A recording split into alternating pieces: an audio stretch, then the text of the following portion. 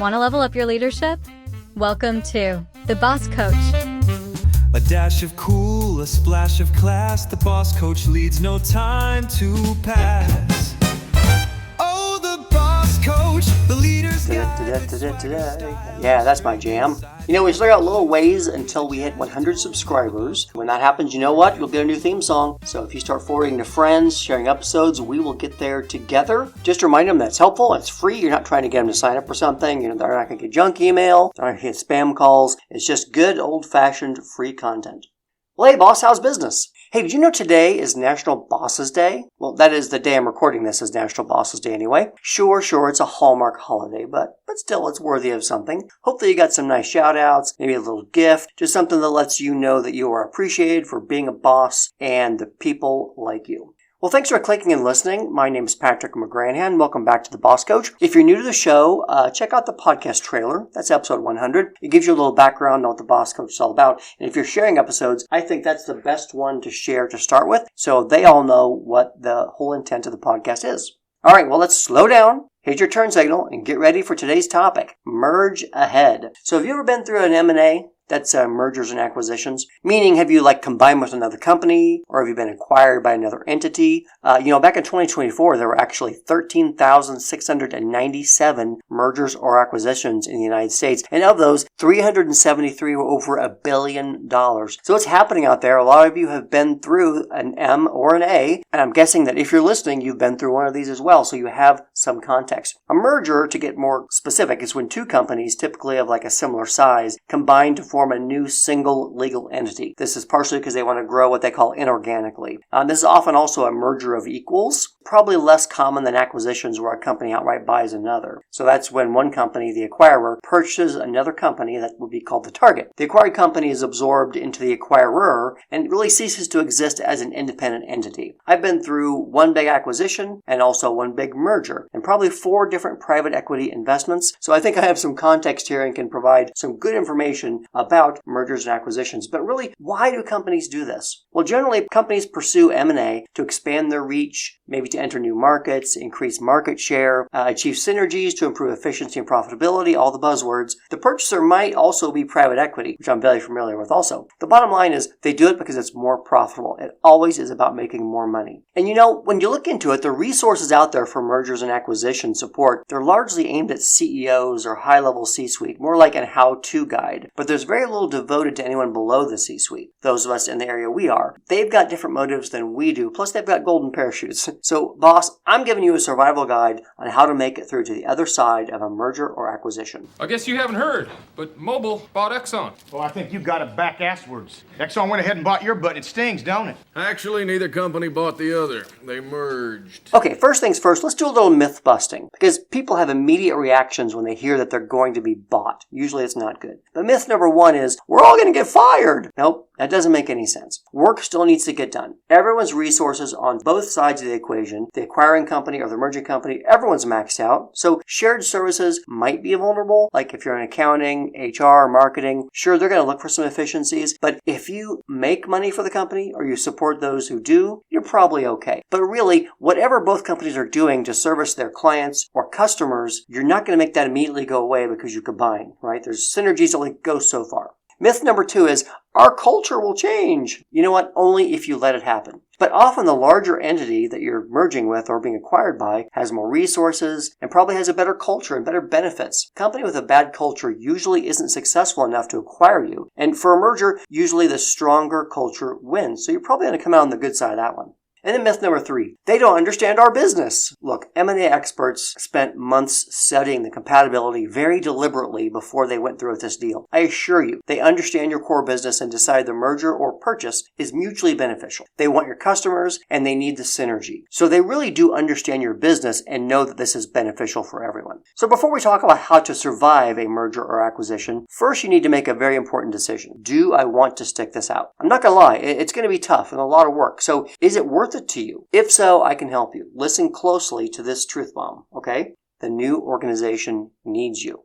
You may not believe me right now. By the end of this podcast, you will. The new organization needs you, so you probably do want to stick around if you're willing to do a little bit of the work. All right, mergers and acquisitions survival tip number 1. This is a great one out of the gate. Never let anything happen to you. Make it happen for you. That makes more sense later. That was told to me by a great mentor of mine named Kim. What you need to do is stand up for yourself and explain what you need and want amidst all this chaos. People who may not know you are trying to make judgments based on where you might fit in the organization. They may test your mettle. And those types of people I refer to as wolves, they're going to try to take advantage of the confusion. So let's be clear about your opinions. They matter, and they will listen to you as long as you voice them. So in the very beginning of the merger, it's going to feel like a party. There's going to be pomp and circumstance. Lofty promises will be made. There's going to be new swag with new branding and such. Take it all with a grain of salt. It's going to get messy. But stay tough, boss. This will work out in your favor if you let it. Have a positive, willing attitude. And if you're combative, they can smell that a mile away. So mainly, prep the waters. If you're going to get through this, don't let anything happen to you, make it happen for you.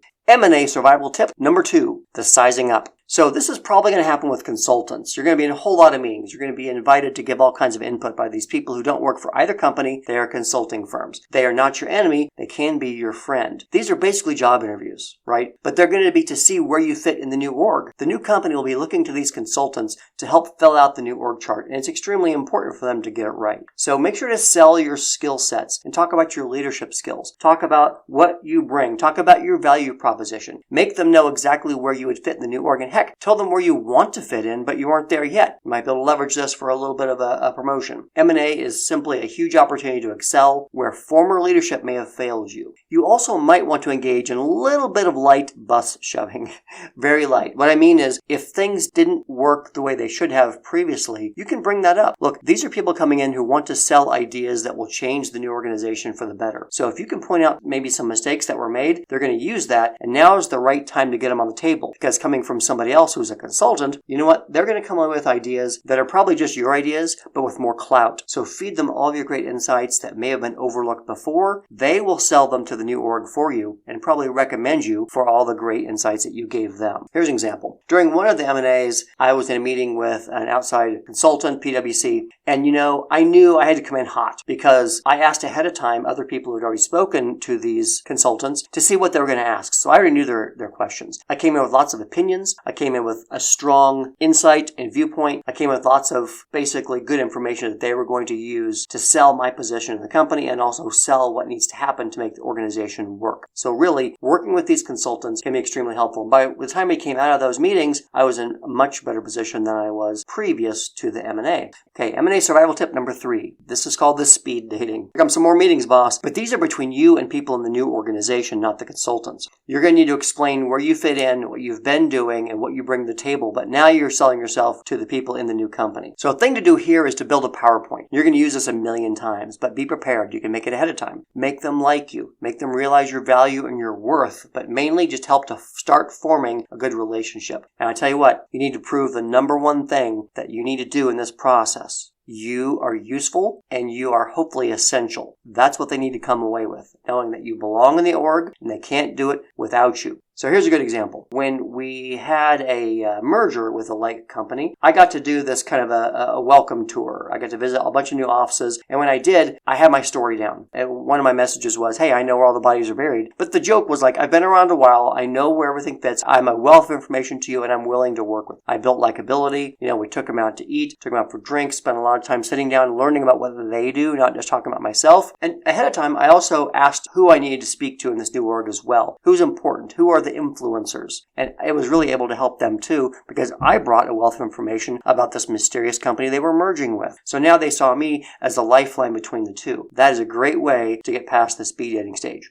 M&A survival tip number 4, Exodus. Here's a weird step, but I tell you it's true. M&A people will tell you there's no plans for reduction in force, right? The new company will immediately say, look, we're not going to lay anybody off. No one's going to lose their jobs because they don't want you to flee. They want you to stay around until they get through these steps. And they really mean it. They want you to stay around. They don't want you to leave. They don't have anything planned. But here's the secret, boss. In the C-suite, some are going to be leaving by agreement. So the M&A agreement will say, okay, you people at this level are automatically going to leave. Don't worry about them. They have golden parachutes. There will also be people leaving in the rest of the organization voluntarily. And those are the ones who asked themselves, like I told you to, if they really want to stick this out. But they said no. So they self-sacrifice, creating kind of a quiet reduction in force, and that helps to create synergy. So they may go into the process thinking, we don't want to fire anybody, but if we just let the process run its course, some people are going to remove themselves through attrition. And that, in effect, gives them the synergy they may have wanted, but didn't need to say up front. This is why I'm really bullish that they're not coming in and cleaning house. The house cleaning happens on its own. This creates a great opportunity for you to advance as prime org chart real estate opens up right and left. So when the excess happens, you want to be one of the ones left standing. So here's a good example. After the acquisition, where the bigger company bought a smaller company, when they right-sized the roles, which means that now like one person's or one level's manager is another level supervisor, is another senior leader or whatever. When they right-sized it, they realized that my position actually was a lower position, unfortunately, in the bigger organization. And I kind of wondered if they did that to see how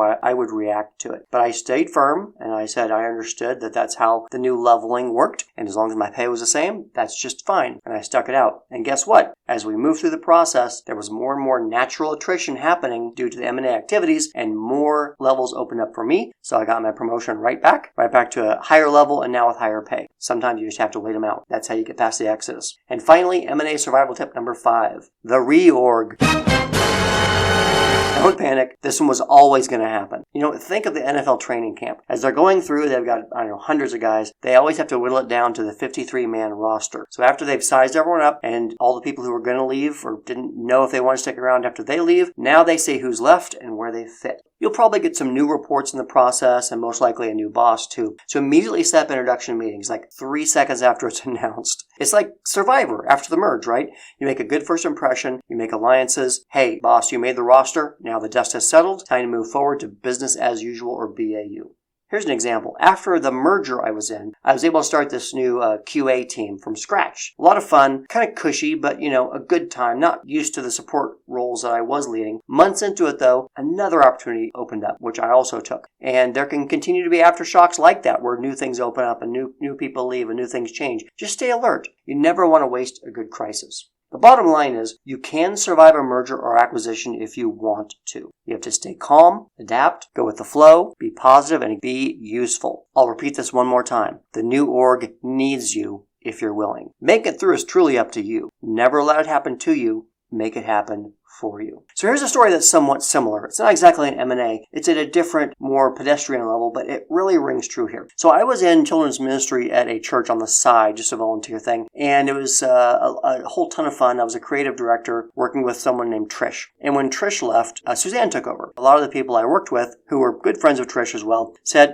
this isn't for me. And they decided to step down from the volunteer positions too, which often happens in volunteer anyway, because you're kind of in it for a limited amount of time. It takes a lot of your time and it's for free, so people wear out quickly. I decided to stick around because if everybody left and Suzanne was the only one left over and nobody knew what was going on before, it was going to suffer. Children's ministry would suffer. The kids would suffer in some way. So I decided to stick around and help her with the transition. So we got some new volunteers coming in. We were able to maintain the current curriculum, adapt it to what she wanted. Everything was running great. And then a year later or so, Suzanne gave me a great big thank you and called me out as like, I would have never been able to do that if you hadn't stuck around with me. And I really appreciate that you trusted in the process and that you gave me the chance to adapt and evolve. So again, not quite an M&A, but you see the point. The new organization needs you. The new people need you if you're willing. You gain a lot more personal stock and clout if you're the one that sticks around and helps through the transition. Transitions are always hard, and even harder for the acquiring company. Like, you can't overlook that point. So be helpful, make it easier on them. It will pay off and be yet another way to level up your leadership.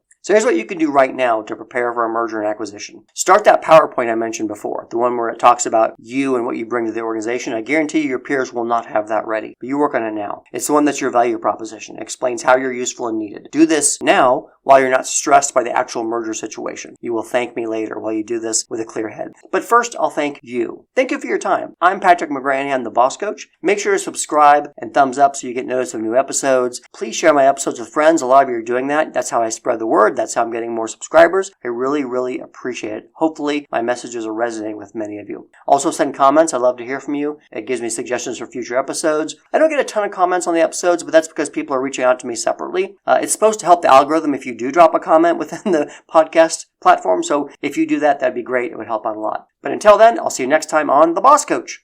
Back to work, boss. Let's get together right away. We'll be having twice the fun. Let's get together. Yay, yay, yay. Thank you for joining us today for The Boss Coach, hosted by Patrick McGranahan. We'd also like to thank our associate producer, Hannah, and consulting contributor, Stephanie. Original music provided by Sono AI Studio. All statements and opinions by our host and guests are solely their own observations and may not reflect those of their contemporaries or employers. Please check out other episodes of The Boss Coach for more valuable opportunities to level up your leadership. Until next time, I am your announcer, Ava. Have a great day, and as always, lead with your heart.